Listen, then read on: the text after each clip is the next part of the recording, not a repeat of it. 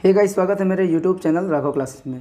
दोस्तों, हमारा जो प्रश्न है ये है फिल इन द ब्लैंक से, और बहुत ही शानदार प्रश्न है। एग्ज़ाम में बार बार ये आता है।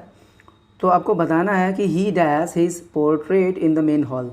आपके पास 4 ऑप्शन दिए गए हैं, हैड हैंग्ड, हंग, हैंग और हैंग्ड। बहुत ही बढ़िया प्रश्न है और कन्फ्यूज़ करने वाला भी है। और आपको बताना है कि इस ब्लैंक में क्या भरा जाएगा।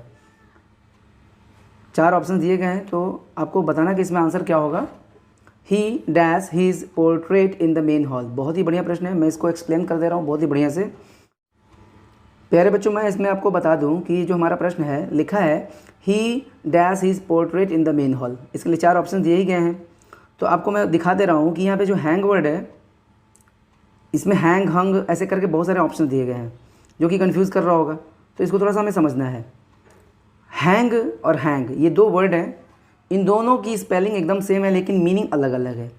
एक हैंग का मतलब होता है टांग देना, कोई भी वस्तु वगैरह टांग देना दीवार पे, और दूसरा हैंग होता है फांसी पर टांग देना या फांसी पर लटका देना। और देखो, जो वस्तु को टांगने वाला हैंग है उसका सेकेंड फॉर्म हंग है और थर्ड फॉर्म हंग है। हैंग, हंग, हंग।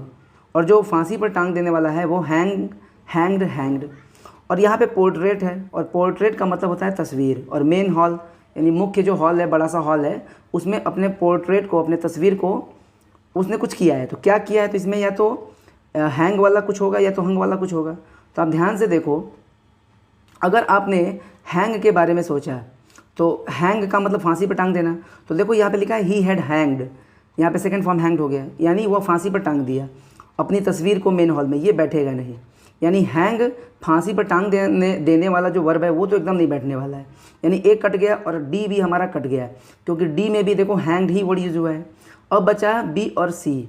बी और सी बचा है हमारे पास। तो बी और सी में अगर आप हैंग लगाते हो, ये ऊपर वाला, क्योंकि हैंग का मतलब टांगना भी होता है।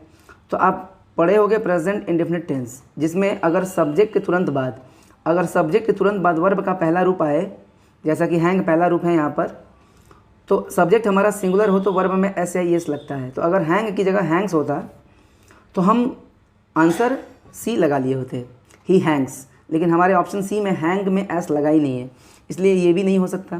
क्योंकि अगर इसमें एस लगा होता, ही हैंग्स, तो हिंदी निकलता कि वह टांग देता है अपनी तस्वीर मेन हॉल में। लेकिन ऐसा ऑप्शन में है ही नहीं। तो फिर हमारा आंसर होगा क्या? हमारा आंसर होगा बी, हंग। क्योंकि हैंग मैंने टांगना, और टांगना का सेकेंड फॉर्म होता है हंग। तो हैंग का सेकेंड फॉर्म हैंग, हंग, हंग।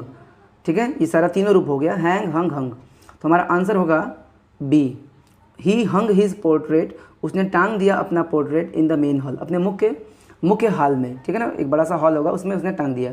तो ए क्यों नहीं होगा?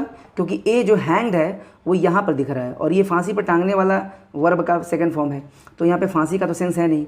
और डी भी नहीं होने वाला है, क्योंकि डी में भी हैंग्ड है, जो कि फांसी पर टांग देने वाले का ही हैंग का सेकेंड फॉर्म है। तो ये भी नहीं होने वाला है। और बी और सी में से मैंने बता ही दिया कि सी इसलिए नहीं होगा क्योंकि ये वर्ब का पहला रूप है, हैंग, टांगना। और ये V1, क्योंकि ये फांसी पर टांगना भी होता है और किसी वस्तु को भी टांगना होता है। तो ये हैंग एस रहता है इसके साथ, तो हो जाता है, क्योंकि हमारा सब्जेक्ट सिंगुलर है। ही प्रेजेंट इंडेफिनिट टेंस अगर आपने पढ़ा है तो आप आराम से इसको समझ रहे होंगे। तो ये भी नहीं होगा। तो बचेगा हमारा आंसर बी, वर्ब का सेकेंड फॉर्म टांग दिया, हैंग का सेकेंड फॉर्म हंग। उसने टांग दिया अपना पोर्ट्रेट, अपनी तस्वीर इन द मेन हॉल। वीडियो कैसा लगा जरूर बताइएगा। वीडियो को लाइक करिएगा, शेयर करिएगा। चैनल पे अगर नए हैं तो सब्सक्राइब भी कर लीजिएगा। Thank you.